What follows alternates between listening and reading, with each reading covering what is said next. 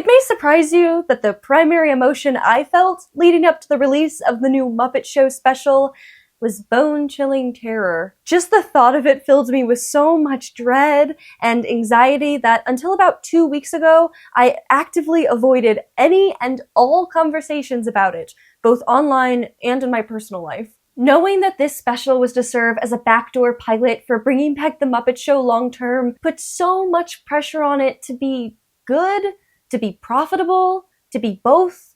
I don't know. And I think I was subconsciously trying to protect myself from immense disappointment. Which is sad! I don't like that that was my first reaction to something that should have been really exciting for me. But then again, we're coming out of Rob Blake magic, so what do I know? I am not far enough removed from the Muppets to comfortably post a video ripping the special to shreds, so I told myself I would only talk about it if I really liked it.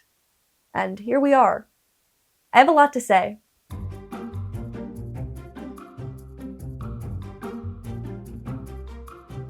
If you're new here and wondering why I am being so dramatic about the 2026 Muppet Show special starring Sabrina Carpenter, hi, my name is Aidan, and I have been a self-proclaimed Muppets historian for the past 5 years. I am constantly researching the Muppets, Jim Henson, and his various projects through different analytical and historical lenses. Research that often turns into long-form content here on YouTube. Separate from that, I have a degree in film and television production with an emphasis on writing and directing, and have worked professionally as both a puppet builder and a puppeteer. So not only do I have a deep love and appreciation for these characters and stories, but I have actively worked in the industry in which they live and breathe. To put it more succinctly, I have never been normal about the Muppets. They make me very strange, and I'm sure you can understand why this all felt so high stakes for me, especially with the rare but magical moments of press. On Christmas Eve, Rizzo the Rat and Bean Bunny made their return after their nearly decade-long absence. The trailers for the special were funny, early reviews were good, debuting with a 100% on Rotten Tomatoes, and yet nothing gave me as much hope as the photos of Miss Piggy in this wig, because she looks so gorgeous I could cry, and the paparazzi photos released of the Muppets out for dinner with Seth Rogen after the premiere. Because this is what I've been waiting for! Just such a good understanding of the Muppets' place in pop culture, and I ate it up. So what are my thoughts? We are so astronomically back. I am not even kidding. I am like bouncing off the walls with excitement. It is oozing with the charm, comedy, and creativity that I know the Muppets have always been capable of. And I think this is the most recognizably written most of these characters have been in a really long time. Kermit lies! He is messy and stressed, but still cares deeply for the show and his team. He doesn't have to be perfect to have heart, and that's what makes him such a great character. Flaws! He has flaws! The conflicts he finds himself in are partly his fault. Thank God! I don't want to talk too much about Matt Vogel's Kermit, but I think something that is often left out of these conversations is how much writing and directing impact Kermit's familiarity. It doesn't matter how good the puppeteering is if Kermit is saying something that Kermit would never say. And I am happy to announce from the bottom of my heart that there was not a single moment in this special that I did not believe that that was Kermit the Frog. It felt like a breath of fresh air, a return to form in more ways than one, safely nestled in Kermit's old stomping grounds. This is who he is! This is where he belongs, and I couldn't be happier. Similarly, Miss Piggy has finally clawed herself out of the trappings of being an untouchable diva, which makes her a more interesting character. I like seeing her insecurities at play. I like seeing them explored now that we have the hindsight to avoid some of the more misogynistic tropes that have plagued her character in the past. It makes her funnier. It makes her easier to root for when we see how she pushes past embarrassment, because we can recognize parts of ourselves in her. A diva who is never challenged is boring. A diva who remains confident and determined in the face of adversity is interesting, and Miss Piggy should be interesting. Similar to Kermit, there should be a duality. She can be insecure and complicated and flawed while still being a woman worth admiring and worth taking seriously. And that duality is gracefully achieved. Miss Piggy also has my favorite moment of puppetry in the whole episode, which is when she hoists her foot onto Kermit's desk to show off her shoes. How did they do that? The way the movement affects the positioning of the rest of her body and the way she carries her weight is just so good. My favorite Muppet, Scooter, is prominently featured, doing his best as a stage manager, but still causing trouble through his literal thinking. Boy, oh boy, he just loves to be there, and I love him for it. Literally just seeing him get Sabrina from her dressing room made me want to run laps around my apartment. Gonzo is stuck in the chaotic aftermath of a stunt gone wrong for most of the episode, which is a really funny reoccurring gag. While I wish he had interacted with Rizzo a bit more, or at all, Rizzo gets his own musical number, excellently performed by Bradley Freeman Jr., so I'm not gonna complain. We'll talk more about the music later. Also, shout out to Robin's one line, "I love you, Robin." I think part of what made this stressful was how hard it was to predict what this special was actually going to be like. I am familiar enough with the writers and directors that typically work with the Muppets that I can scan a list of people involved and usually get a pretty good feel for the tone and comedic style of whatever project it is. So for example, when Muppets Haunted Mansion was announced, the first thing I did was check to see who was directing it, and sure enough, it was a familiar face, Mr. Kirk Thatcher. I know that Kirk Thatcher has directed It's a Very Merry Muppet Christmas Movie, The Muppets Wizard of Oz, and A Muppet Christmas Letters to Santa, all of which have a very different tone, production style, or sense of humor than, say, the original 3 films, or the Nicholas Stoller projects. Directors, and also writers, have a lot of creative power. If you are familiar enough with the films, you will eventually pick up on who did what based on some of their trademarks. It felt safe to assume that Muppets Haunted Mansion would be similar to Thatcher's other projects, and sure enough, I was right. This isn't to say I can preemptively tell if a project will be good or bad, rather to say I can tell which ways a project will be familiar. What's interesting about the 2026 Muppet special is that most of the people working in the writing and directing departments have had no experience working with the Muppets prior. Before watching the special, this scared me a little bit. After watching the special, it fills me with excitement. The name that really stood out to me was Alex Timbers as the director. Most of his television credits come from the filmed versions of live stage shows, like some of John Mulaney's comedy specials and Ben Platt's Radio City show. The biggest chunk of his resume is comprised of directing Broadway musicals, including Peter and the Starcatcher, Beetlejuice, and Moulin Rouge the Musical, for which he won a Tony. I think a background in theater and experience filming live stage shows is a really interesting perspective to bring to the Muppet Show, which is, within universe, a filmed live stage show. Since writing and recording this video, the LA Times released a fantastic interview with Alex Timbers, and it is truly such a joy getting to see how he talks about these characters. What makes the Muppets so relatable for audiences, Timbers believes, is the disconnect between how the characters think of themselves and how we perceive them. Miss Piggy sees herself as Meryl Streep, but we see her differently. Fozzie thinks he's John Mulaney. Gonzo feels he's Tom Cruise in Mission Impossible. He's a stunt genius, he explains. But Kermit sees the reality, and I think he really lovingly protects them from themselves. As a director working on Broadway, that's what I do with my actors and creative teams. I set them up for success and try to pedestal their great gifts and talents. And so, I do feel like I relate to Kermit the most. He also describes them as a strange brew of maximalism, mischief, and heart, which I think could not be more true. Just such a thorough understanding of these characters, both how they exist as individuals, but also how they fit into a larger ensemble. It's just so lovely to read. And of course, there are a few familiar faces like Kelly Younger and Andrew Williams who worked on Muppets Now, but admittedly, I am not the biggest fan of that show. So, that being said, I do want to clarify that I don't think it is fair to blame the quality of a production on a single person. Film and television is so collaborative, it is almost impossible to know whose vision was responsible for what, especially with corporate interference from companies like Disney. Hiring people who have never worked with the Muppets before is a big risk. After all, their comedic style is incredibly specific and notoriously difficult to modernize. But when people haven't been responding to your most recent projects, maybe a few fresh faces is exactly what you need. Especially when these faces are paired with experienced producers and longtime performers. As I mentioned before, putting together a single episode of The Muppet Show is an unbelievably difficult feat, and I can't imagine how many beloved characters and sketches were on the chopping block. My girlfriend brought up a really great point about how smart it was to use this as a plot point. I was hoping for a pigs in space and Swedish chef segment, but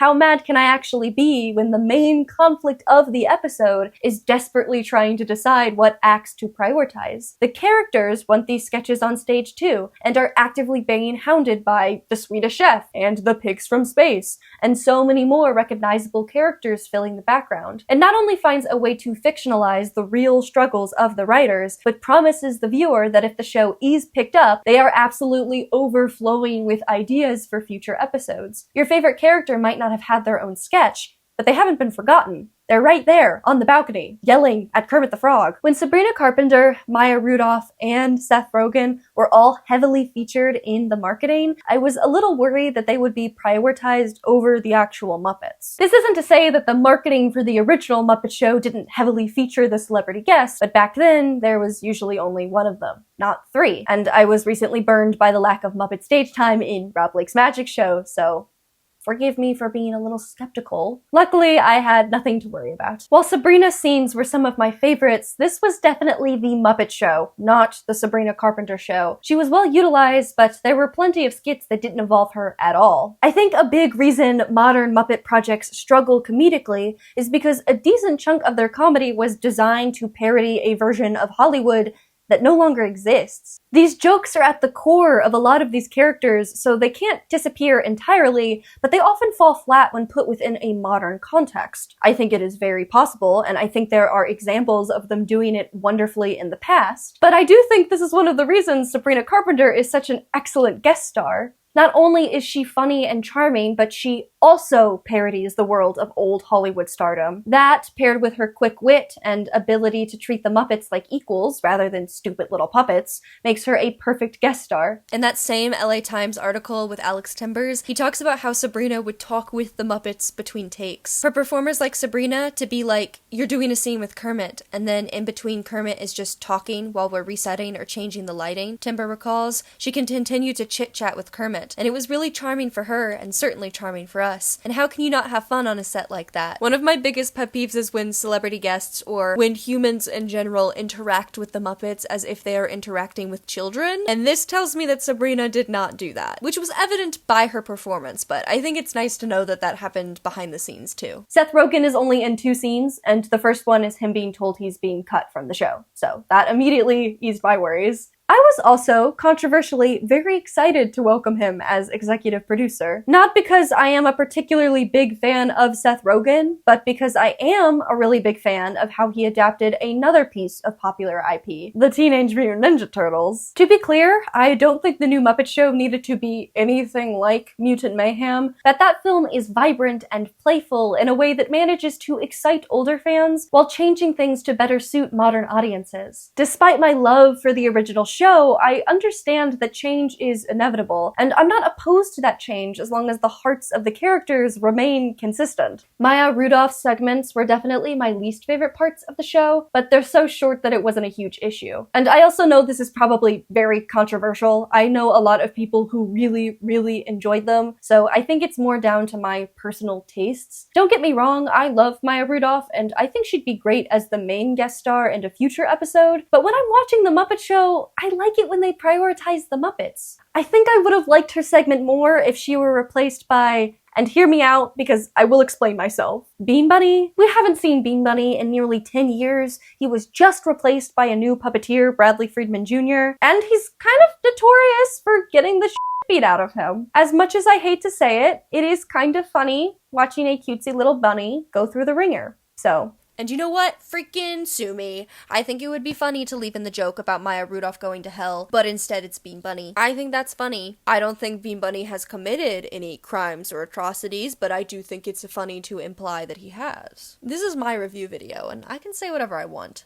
And I also think the joke of him being dead would have been extra funny for those of us in the know. And by that, I mean those of us who know that the old Bean Bunny puppet has fully disintegrated. If Bean Bunny were to replace Rudolph, I'd also probably have Beautiful Day Monster preparing to eat him, as opposed to flirting. Unfortunately, this might mean replacing Beautiful Day Monster with a monster that more frequently eats smaller Muppets. I want a full bib on. I want a fork and knife in hand. This might just be my desire to see Bean Bunny again, now that he has a new puppeteer and wasn't heavily featured elsewhere in the episode, but I'm also a huge fan of bigger Muppets eating smaller Muppets. I don't think you can go wrong with that. But, you know, enough of that. I was also really pleasantly surprised with the music in this episode. In the opening, we get a few motifs that directly reference Rainbow Connection and Movin' Right Along from the original Muppet movie, but neither of these songs show up elsewhere. I love Rainbow Connection, but I do think the Muppets rely on it a little too heavily,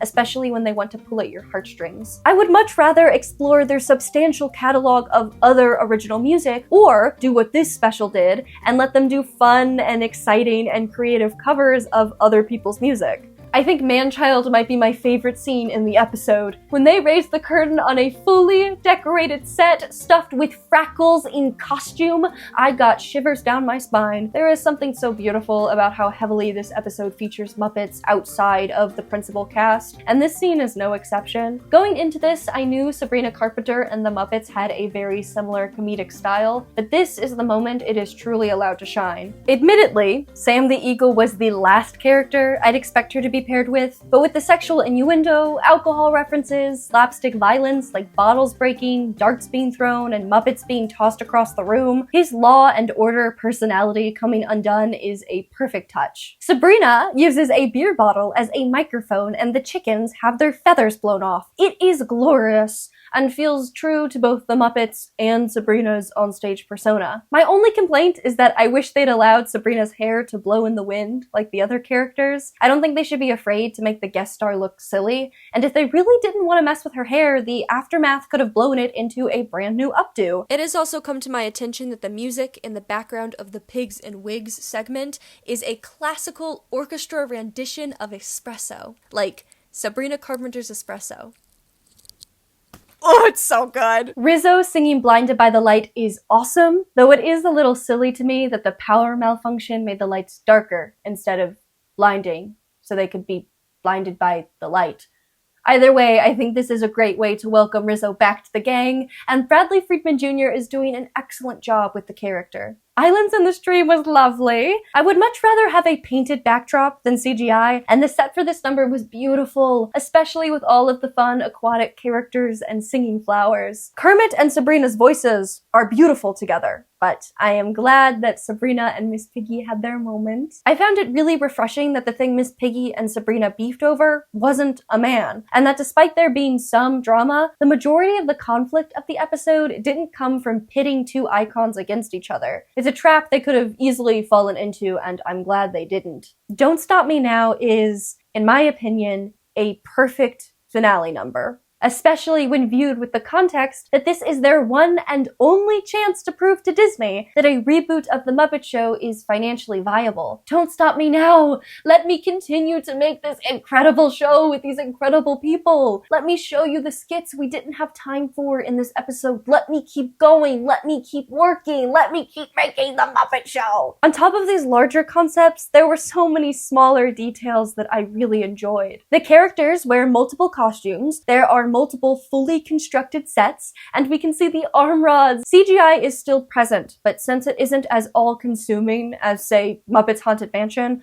I don't find myself as bothered by it. There's a variety of different camera angles and movements, fun transitions, colorful lighting, and physical comedy. I love the joke about Miss Piggy and Sabrina wearing wigs. I love the gag of Miss Piggy breaking down a door that wasn't locked. I think Pepe in the Pigs and Wigs segments was really funny. I think everything Scooter does is perfect.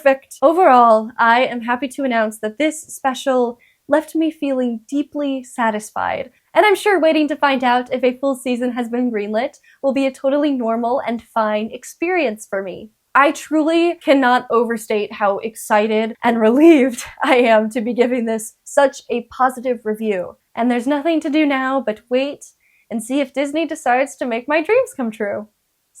And finally, I would like to leave you with a list of celebrities that I would like to see as guest stars in the 100 billion episode season I'm sure Disney is about to greenlight. I will not be explaining any of these names, but know that me liking a celebrity is not a good enough reason for them to be on The Muppet Show. I was picky. I am looking for a very specific type of person, and if they are on this list, it's because I already have ideas for how they could be integrated into the show. I encourage you to leave your suggested stars in the comments down below. So here we go. Coleman Domingo, Chapel Roan, Nishuti Gatwa, Iowa Debris, David Byrne, Lin-Manuel Miranda, Jenna Ortega, Kiera Culkin, Kiki Palmer, Timothy Chalamet, Michael B. Jordan, Leve, Rachel Zegler.